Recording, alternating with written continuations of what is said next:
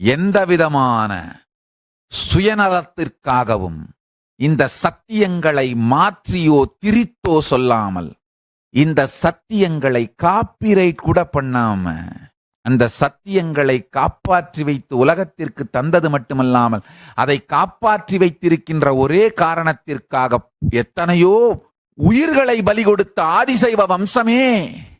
எத்துணை ஆதிசைவ சிவாச்சாரியார்கள், ஆதிசைவ வேளாளர்கள் இந்த சத்தியங்களை காப்பாற்றி வைத்த ஒரே ஒரு காரணத்திற்காக உயிர் தியாகம் செய்ய வேண்டியிருந்தது. இன்னமும் வறுமையில் உழல வேண்டியிருக்கின்றது. கொடுமை என்னன்னா, நாமும் நம் முன்னோர்களும் செய்த உயிர் தியாகம் மட்டுமல்ல,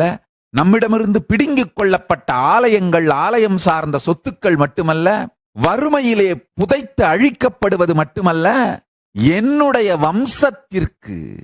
என்னுடைய அடுத்த தலைமுறைக்கு என் வாழ்க்கையின் மீது நம்பிக்கை இழந்ததனால், என் அடுத்த தலைமுறையை இழந்துவிட்டு, அடுத்த தலைமுறை இந்த ஞானத்தை, இந்த அறிவை உயிரோடு வைக்குமா வைக்காதா என்று தெரியாமல் இந்த ஞானமே அழிந்து போய்விடுமோ என்கின்ற நடுநடுக்கத்தில் இருந்து கொண்டிருக்கின்றது இந்த தலைமுறை ஆதிசைவர்கள்.